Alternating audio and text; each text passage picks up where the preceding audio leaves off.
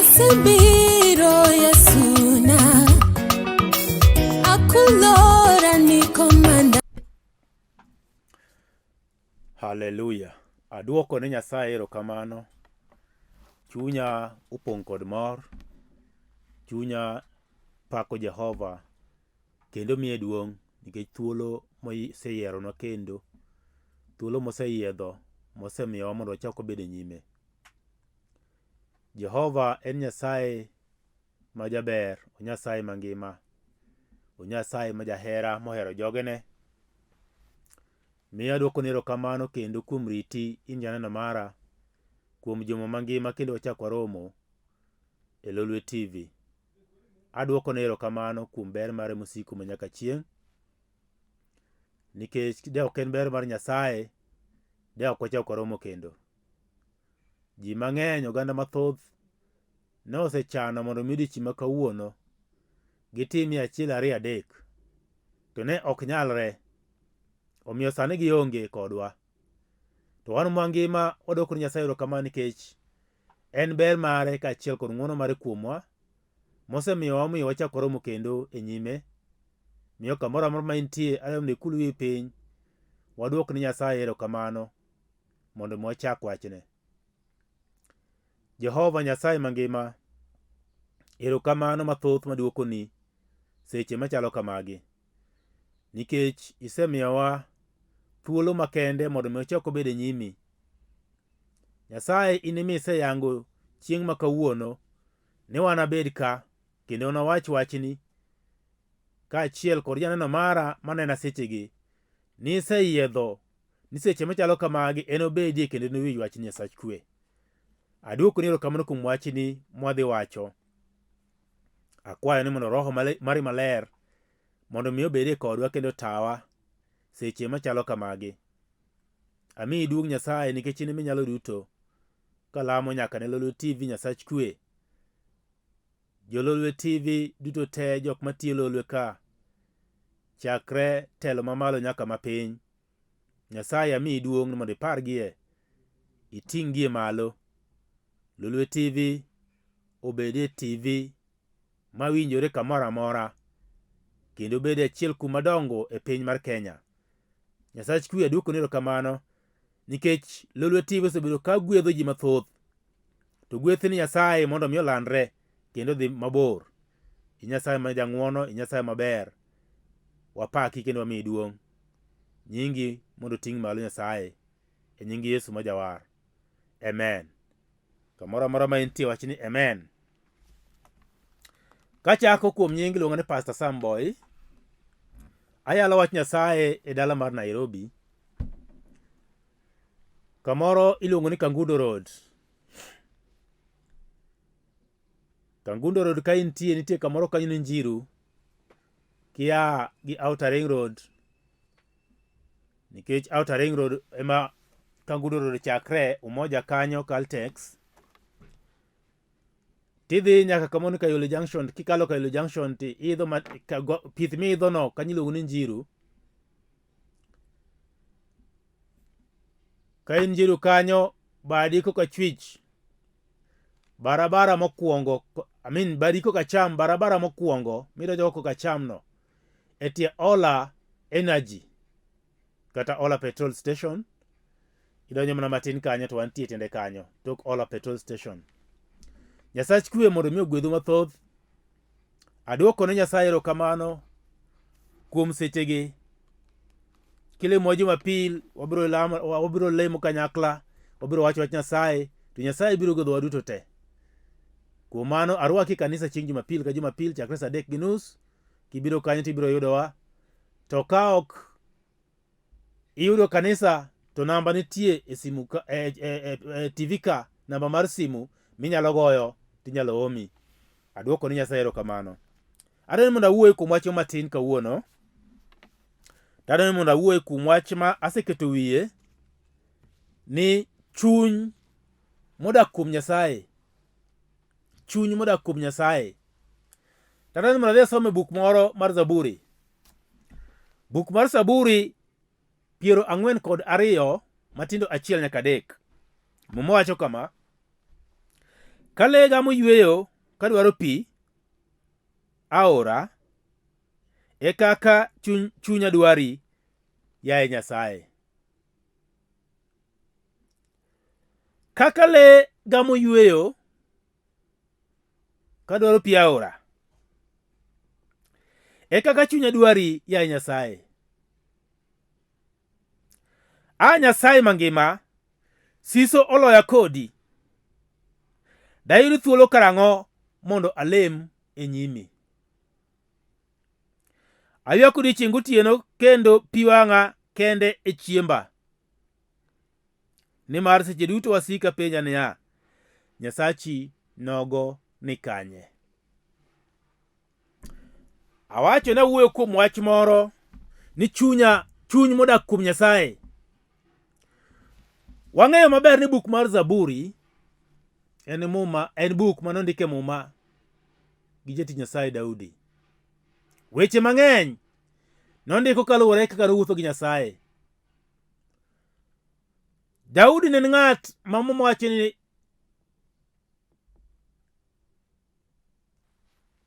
chunye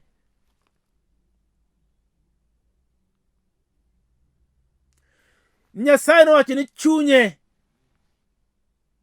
Daudi en ng'at ma nitie kod chuny Nyasaye. Chuny Nyasaye ni kuom Daudi. Kaluwore kod gik mane otimo, gi kaka ne en e kit ngimane, kaka ne odak, gi kaka ne ogeno kuom Nyasaye, gi kaka ne odak kod Nyasaye. Daudi ne en ng'at mane Nyasaye ogolo ka kwayo dhok. Sani nyalo tin dhok nikech dhok ema ikwayo sani. But ne gin rombe mane okwayo dierego. Romb wuon gi Jesse. To ne nyathi matin. Mana kaka nyithindo matindo kuom ndalo mathoth gin gihero ga dong' gi jonyuol gi dala. Jodongo koseti to nyathine matin cha ema koro ong'iyo sa ka sa, ema koro chunye okete. Daudi wetene madongo nosedhi koro gigine lweny, gikedo kucho gi Saulo. Daudi nodong' dala ka en yore mondo odhi okwa rombe. En ng'at mane ng'ato onge kod geno kuome. En ng'at mane chi kata jogweng' ne kodeo. Wuod Jesse matin cha makwayogo mane ei thim cha. Onge ng'ama ne luongo kata nying Daudi. Kata ng'ato moro mane nene ka ng'ama nyabedo dhano e kit ngimane ne onge. Nikech wetene nitie madongo mane ji ng'iyo kendo neno. To Mumach Nyasaye nonene ei thim kama nokwaye, modhi okawe, mogole kwath, mokawe motere, mobedo jatelo mag jogene. To nikech Nyasaye noneno chuny Daudi, nong'iyo chuny Daudi maiye, mondo chuny ng'ani opogore kod chuny jok mamoko gi. To en kaka ema kete e loch mar jogena, to biro tiyo gi kendo biro luwo yorena kaka dwaro. Daudi ne en dhano mane tiek gi remo, kendo chamo chiemo kawaida mochamogi. En bende ne nitie gi shida mang'eny e kit ngimane. Nyawo ne ng'eny e kit ngimane. Nitie yore moko mane ok onyal timo yo maber kaka dwarore nikech ne en dhano. Tiero ni samoro kano bayo yo modhi oko, to duogo ywak ni Nyasaye kogo chonge piny. Moko ni Nyasaye ni, yaye Nyasaye, ang'ina ketho nyimi, yie mondo ing'wona.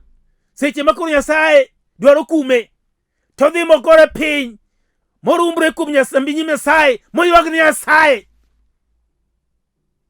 Kata Nyasaye kona ng'wono ni gima nisetimono.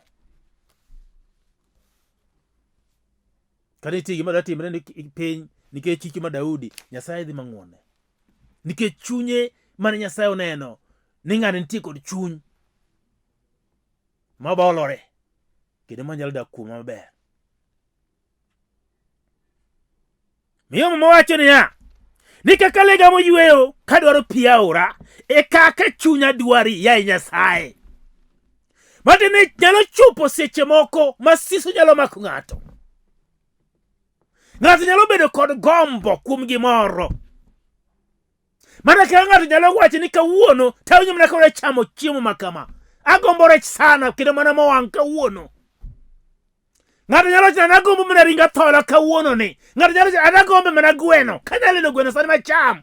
Ng'ato nyalo wacho ni agombo mana lot suga. Gombo mar chuny ng'ato nyalo tero ng'ato gimoro.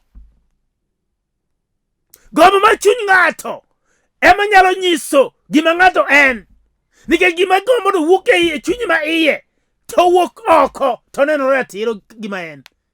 Nikech sami gombo osuga cha tibiro kao atua midhi manyo suga mibi mitedi micham. Matiende ni gima e chunyi cha osewuok oko motimre kaka chunyi dwaro. Mimo ni kaka le gamo yueyo kadwaro pi aora. Matiende le nyalo bedo kod riyo mar gombo mondo miyude pi aora. Tang'o min pi aora mok pi yaw. Ang'o miyo pi aora mondo ma ok pi soko. Ang'o miyo pi aora ma ok pi koth moa e polo molwar piny. Le gombo chunye gombo. Chunye yueyo kogombo pi aora. Matiende pi aora cha en pi mamol. Kendo en pi mang'ich.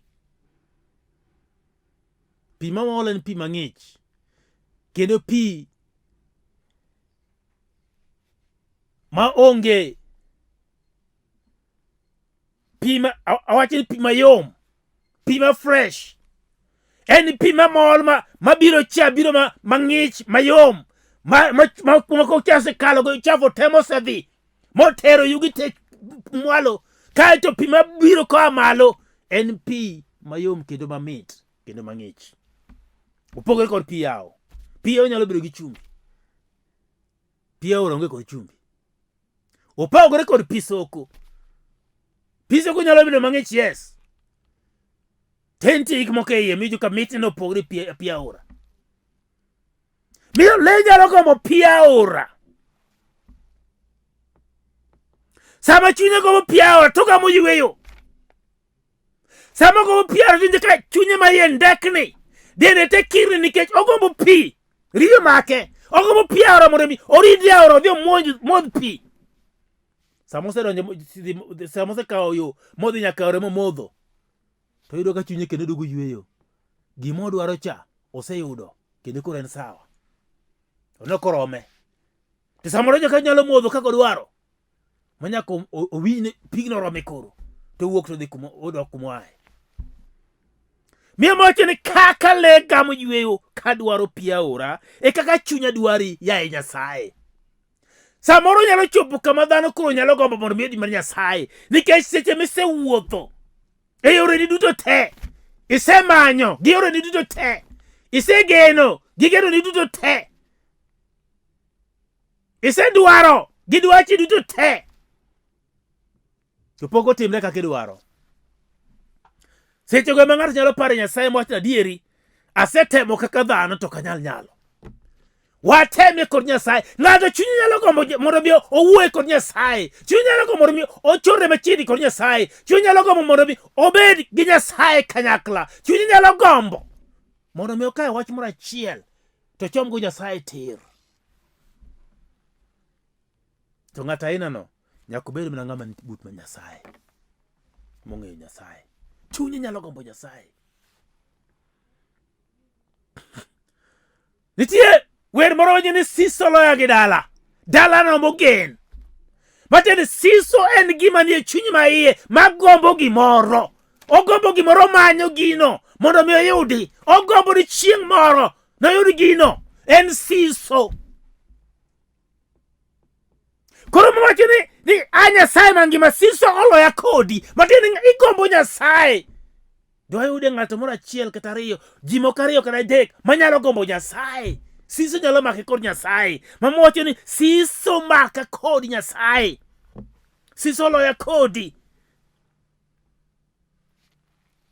Dayud thuolo karang'o mondo alem e nyimi. Nikech Daudi kana en ei thim kano kedo. Daudi nindo nyaka e buche. Daudi ringo nyaka wi gode. Oringo nyaka hohid piny.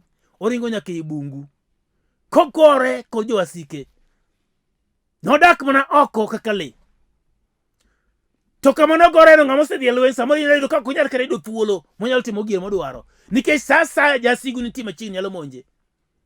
Koro kod Nyasaye siso oloya kodi Nyasaye.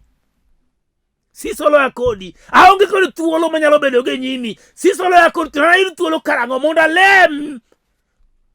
Mwachini nayud thuolo karang'o. Dayud thuolo karang'o mondo alem e nyimi. Nikech ogombo mondo mi owuoye kod Nyasaye. Ng'at ma chunye oketo kuom Nyasaye. Akoni ni nyaka obed kod siso mar wuoyo kod Nyasaye. Mama wacho niya, ane aywak odiechieng gotieno. Matene yani inyalo gombo mondo mi ibede machiegni kod Nyasaye. Ting'e gima timore. Gik mamiyo ng'ato ok nyal gombo mondo mi ibed kod Nyasaye bende nitie. Nitie gik moko ma Nyasaye ok nyal hero e kit ngima ng'ato. Gik manyalo miyo dhano bed mabor kod Nyasaye, manyalo miyo ok onyal gombo mondo mi ibed kaachiel kod Nyasaye. Wanyisie gimoro kawuono. Nyasaye en ochweyo dhano. Dhano ne ok ochweyo Nyasaye. Miyo Nyasaye owuon kane oketo mpango mare kod dhano, nodwaro ni mondo dhano oluw gima odwaro. Rieko ma dhano tigo e piny ka en rieko ma kupuocho batana 1/8 mar rieko ma Nyasaye. Tin kabisa. Gik moko duto time piny ka, obed ni en le, obed ni en dhano, obed ni gin nembe, obed ni gin lowo, obed ni gin gode, obed ni gin yiende, gimoro amora mantie e piny ka, nyaka mantie bwo piny, Nyasaye mondo ochweyo. Ne ok okawe kata ndalo mang'eny mondo ochwe gigo. Oketo gigo dichiel to gibede. Koro Nyasaye no okawo dhano to keto kanyo, to miye yo monego oluw, gi gima onego tim, gi gima onego kik otim. Nyasaye ong'eyo ni nitie mwandu piny ka, nikech mwandu gane mochweyo. To Nyasaye ong'eyo ni nitie dhier. To bende ng'e ni Nyasaye odich gi adhier moingo jamwandu.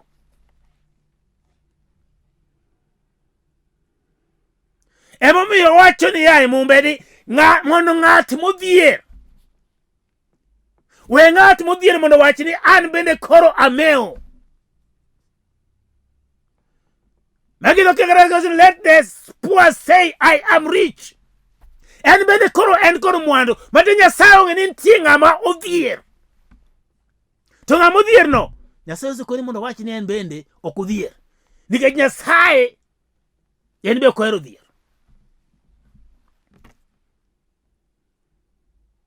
Mama wacho ni Yesu nowacho nang'o? Nosewira mondo aland wach maler ne joma odhier. Nikech ang'o? Nikech kanyo ma Nyasaye dwa mondo ogolie ng'ato, kaeto oket ng'ato machiegni kode, ng'ato ne ber mare kaachiel kod duong' mare.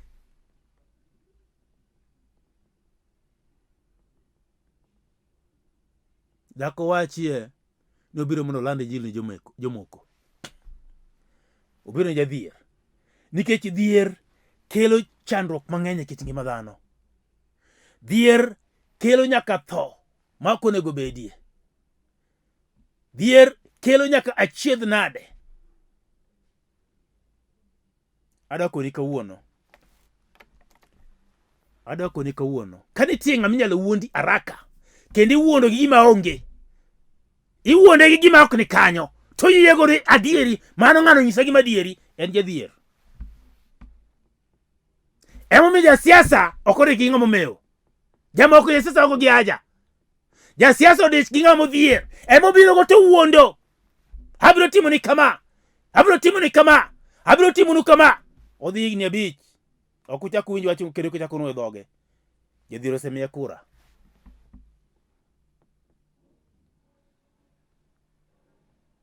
kamora mora itiyo kod jadhier gi jadhier man kod chandruok.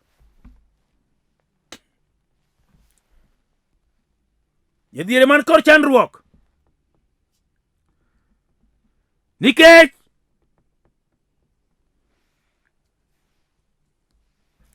jadhier man kod chandruok nikech en ma entie kod chandruok seche duto te. Jadhier ema dhi nyaka juoga, to juoga dhi wuonde. Ajuoga dhi kone gik ma ok onyal timo mondo mi otim nyaka oyud kwe, oyud konyruok. Kendo dhi kone nyaka jok ma ire te masande kit ngimane. Wakoni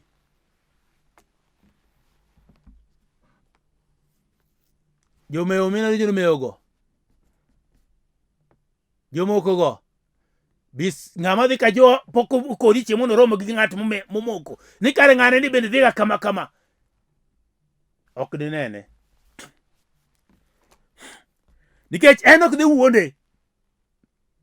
Kech kokone ni gol gima kama to dhi golo sano to wach ne rumo. In idhi manyo gino to ok iniyude. Miera kone niya, Nyasaye ong'eyo gimoro amora mantie, to Nyasaye ogeno ng'ata ng'ata. Nyasaye dong onge ni nitie tuoche piny ka. Ok okia, ong'eyo. To momo wacho nang'o? Ni kuom chwat mar Yesu Kristo ne ochangwa. Matieni kar Nyasaye nosechangwa to pok wang'e ni osechangwa. Pod waringa ringa to chang nitie kuom Yesu Kristo Nyasaye. Koro kare en ang'o ma dhano nyalo paro Nyasaye kia kata Nyasaye onge go. Gigo te ong'eyo. But mama wacho niya,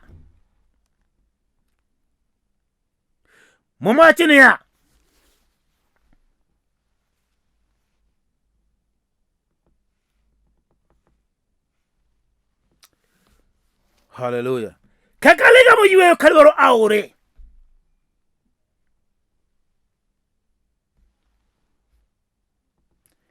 Kaka le gamo yueyo ka dwaro pi aora. E kaka chunya dwari ya Nyasaye.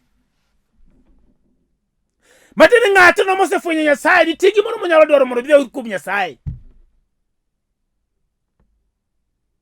To gima ng'ato dhi dwaro kuom Nyasaye obedo gadiera gi lengo kochome tir ni ma gima dwaro kuom Nyasaye. Sama le chunye dwaro pi aora, ok odwaro aora, odwaro pi mantie aora no. Aora go gi haja. En gi haja kod pi nikech ong'e ni pi cha en mar aora. Miyan mi gima dwaro kuom Nyasaye ang'e maber ni gima dwaro cha en ang'o.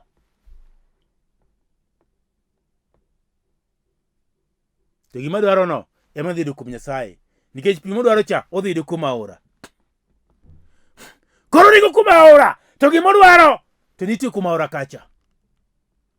Matin nitie gima dwaro e aora kacha.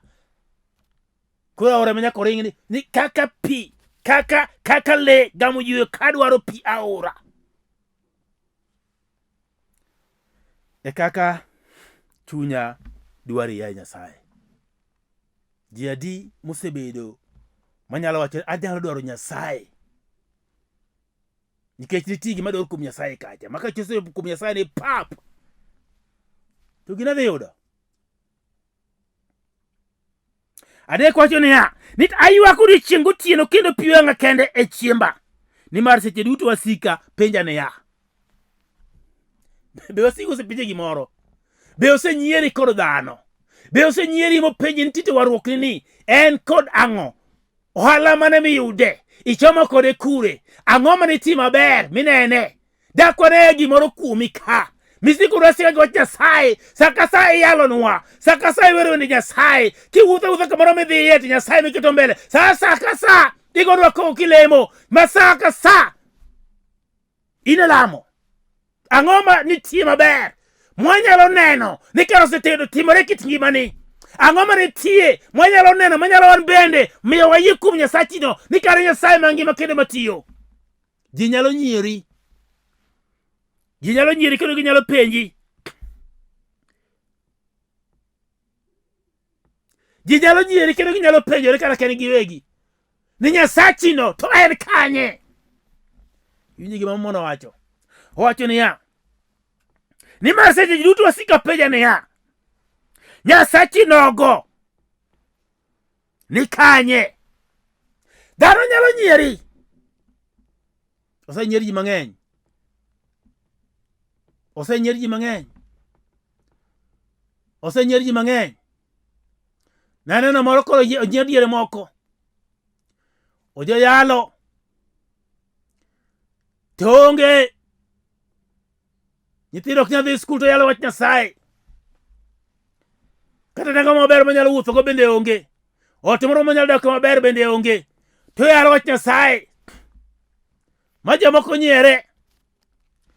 Mokone ni afadhali wan to kata lemo no kwalem to wechodhi maber. Enter en kum Nyasaye to dakwene gima en go. Ji nyalo nyieri, dhano nyalo nyieri. Nikech ok ging'eyo ni sami nyieri no Nyasaye be neno. Sami nyieri no Nyasaye be winjo. Sami nyieri no Nyasaye nitie kodi. Sami nyieri Nyasaye nyalo timoni madongo. Sami nyieri no sama Nyasaye nyalo parie. Takoni gimitimo yor Nyasaye, kata gimitimo ni Nyasaye, ok en gimitimo nono. Nyasaye nitie kod duoko. Nyasaye biro timo maber e sama owinjore. Dawudi wacho ni jok wasike ne penjo ni Nyasache ni kanye. To nochopo kama koro jogo ne Nyasach Daudi. Sama koro Nyasaye ne kelo ni Daudi moloyo ni Daudi lweny. Mowacho chiemo no chopo kama jo wasiku koro gore jo Israel. To Nyasaye nokao nyaka tiende kurudum mag faresegi magiywayo ka. Moting'o gige lweny. Nyasaye nokoni nokelo koth mar pe. Makoro tiendegi kano moko ma ok nyal ringo. Nyaka nyithind Israel nokedo lweny moloyo jogo te. Pep mokawo gimoro amora. Ne gineno teko mar Nyasaye. Kachieng' moro gimondo Daudi ma ikawo nyaka mondene gi nyithindo gi ji te. Upenjo Nyasaye to Nyasaye atimna ng'a lawgi. To Nyasaye okone lawgi. Kano lawgi nodhi mokawo gimoro amora te. Nyaka jok mane yiero ndugu mondo ni kar Nyasaye jo Israel ni. Kar Nyasaye mantie matiyo. Adwoko ni ko Nyasaye nyalo tiyo kit ngimani sama dhano ok onge kod geno. Nyasaye nyalo tiyo kit ngimani sama dhano nyieri. Nyasaye nyalo tiyo kit ngimani sama weche tek. Nyasaye nyalo tiyo kit ngimani sama koro chunyi se kawo miketo kuome. Nyasaye nyalo tiyo kit ngimani sama isiketo gedoni te kuome mi lokori. Mi manye kini chome tir. To dhi tiyo kodi. Omeda koni chunyi kogeno kuom Nyasaye to ber nitie. Chunyi kogeno kuom Nyasaye to ng'wono nitie. Chunyi kogeno kuom Nyasaye lokruok nitie. Diheri mondo igen kuom Nyasaye seche machalo kamagi. O Nyasaye ma kigeno kuome to duto ber kendo nyalore. Akwayo ni mondo kama intie kul wi piny mondo walam. Wadwok Nyasaye erokamano. Hallelujah. Nyasach kwe Jehova. Kamoro amora ma intie kapok iyudo Yesu, adwani wach kama. Wachni Ruoth Yesu, abiro iri mondo iwar dhod chunya. Keta thuolo. Ng'wonna richona nikech ajaricho. Ruch nyinga e kitabu mar tho. To ket nyinga e kitabu mar ngima. To analuwi, anabed kodi, anawuoth kodi, kendo anatini. E nyingino maler. Amen. Walam. Nyasach kwe adwoko ni erokamano. En seche maber.